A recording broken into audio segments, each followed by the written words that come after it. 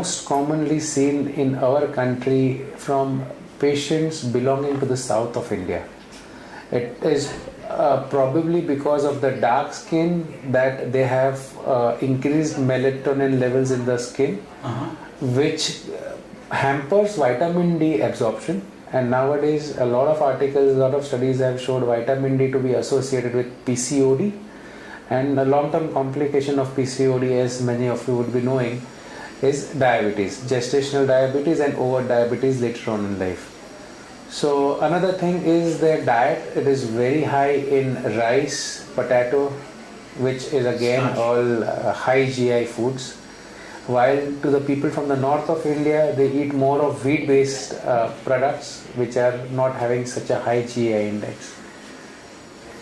No, this question always draws very interesting responses. One doctor told me that gestational diabetes is more common in women who have, in Indian women, because the stature is low. That is another study, That is another study. It's not a randomized controlled trial per se, but it's just a observational study where they have found that women who are short in stature have a higher preponderance to gestational diabetes. Exactly. Third thing which I heard was very interesting is that gestational diabetes is more common among people who are vegetarian, because essentially because of vitamin B and vitamin B12 deficiencies. That's correct. Yeah. Right. So, now that you have added one more facet to it, saying that South Indians are more prone to it. Yeah. Doctor, is there an age limit for gestational diabetes? Would you recommend that women should get pregnant below a particular age to avoid gestational diabetes altogether? The ideal age for any lady to conceive is between 25 to 28 years of age. Okay. The incidence of gestational diabetes grows up in leaps and bounds over the age of 35.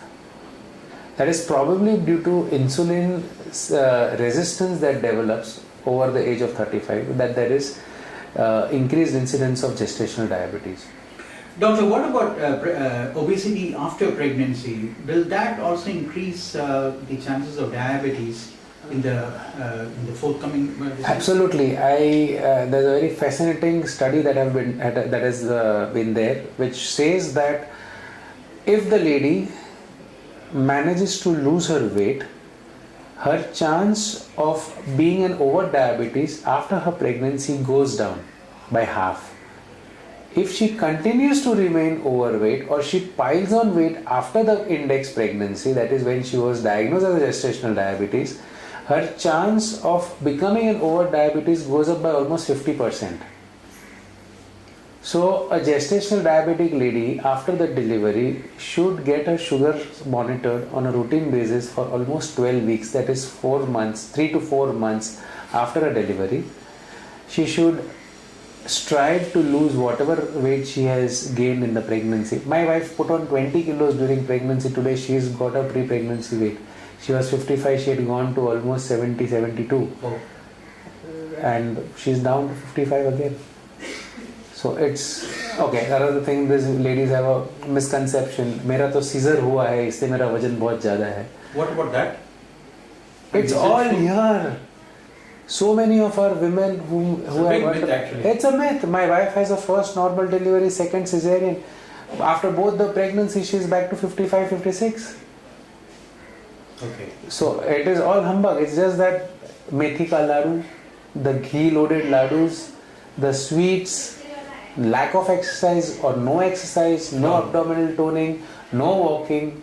That is what really makes things worse.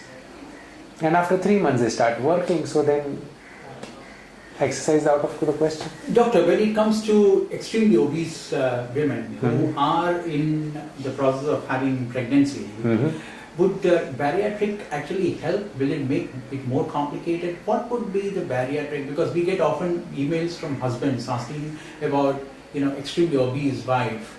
It may not be as obese as 32 BMI, but still they feel that it's quite obese, and what will be the chances of diabetes and how to prevent it?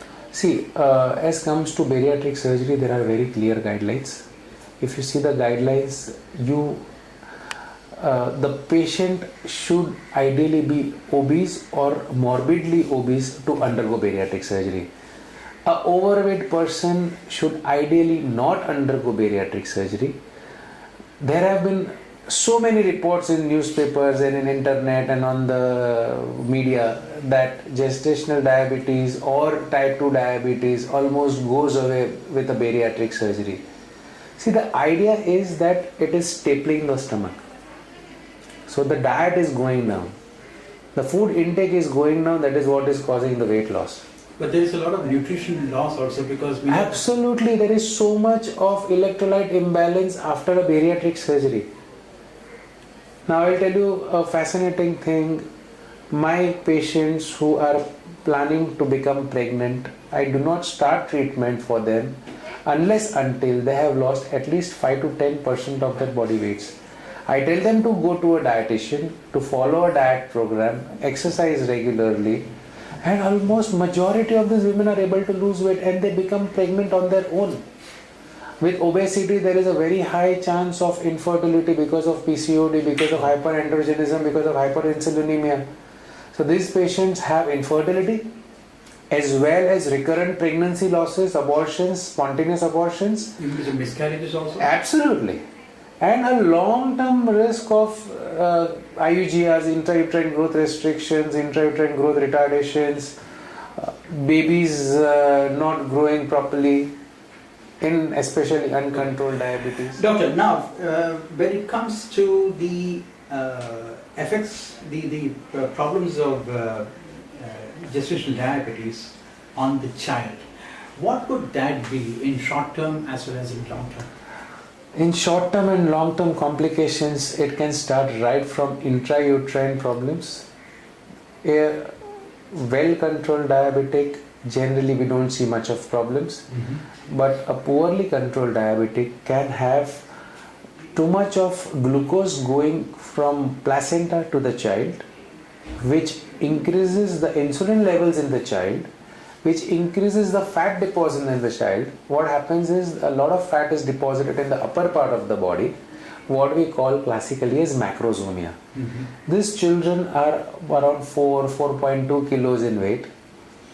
They have increased preponderance to going for cesarean sections or forceps deliveries or vacuum deliveries, because they are so big they really don't have a chance for a normal delivery. There is space problems.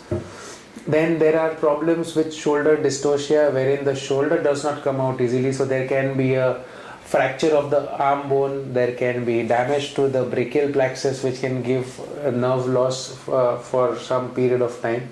But the good part is that almost 95 to 99% of these problems recover with adequate treatment. In addition to that, we have also seen that children of diabetic mothers have an increased tendency of going for an intrauterine fetal death. That means there can be a stillbirth in the 8th or 9th month of pregnancy.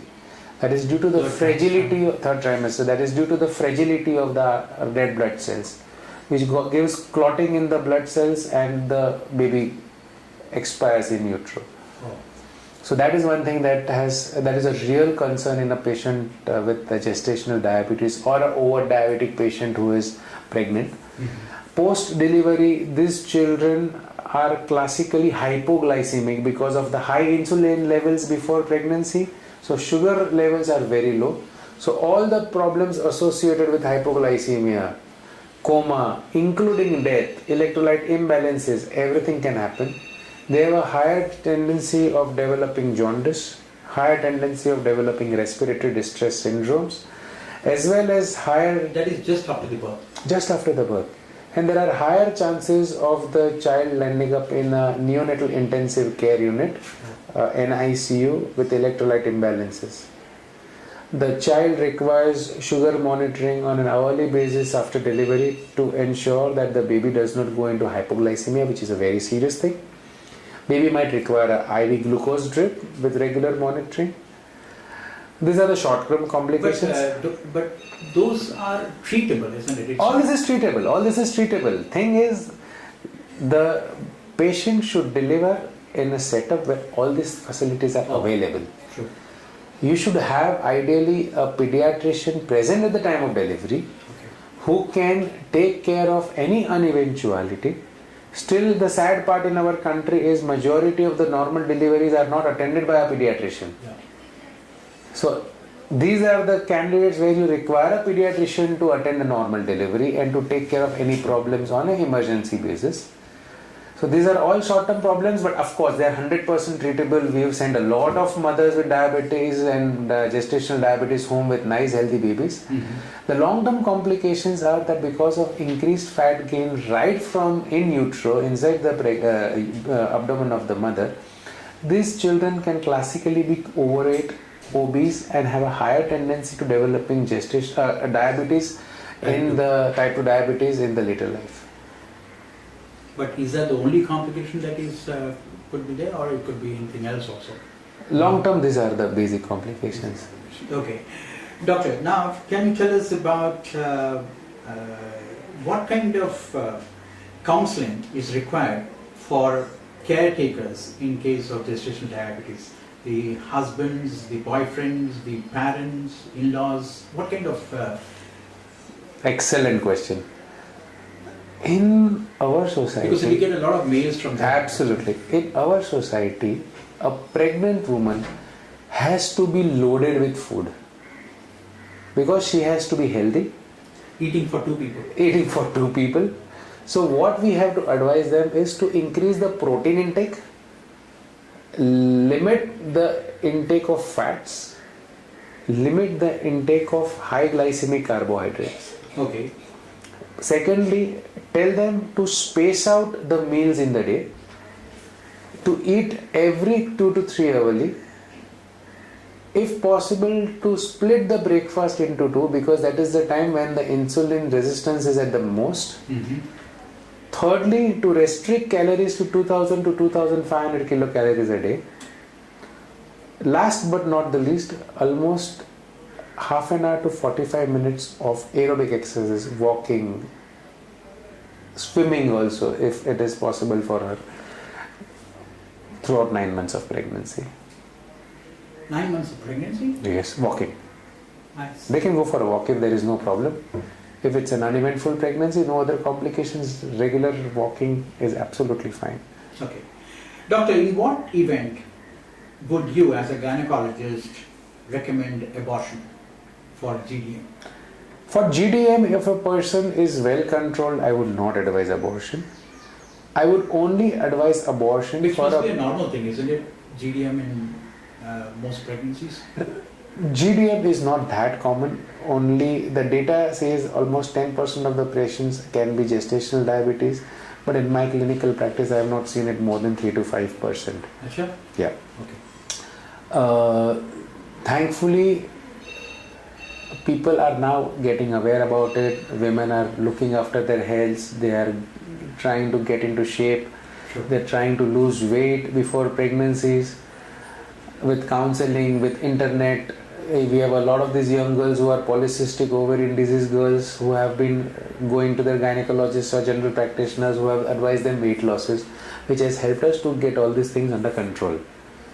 But yes, I would advise abortion for a gestational diabetic if she is absolutely uncontrolled diabetic, that is an overt diabetes with no control, or she is having some complications associated with diabetes. Say she might be having essential hypertension, or there might be a nephropathy, or there might be a retinopathy, or there might be a coronary artery disease. So these women I will definitely Can advise. these complications come even with 6 months of diabetes? It is gestational diabetes not more than 6-8 months of Not really. It has to go over a prolonged period of time. The abuse has to be too much.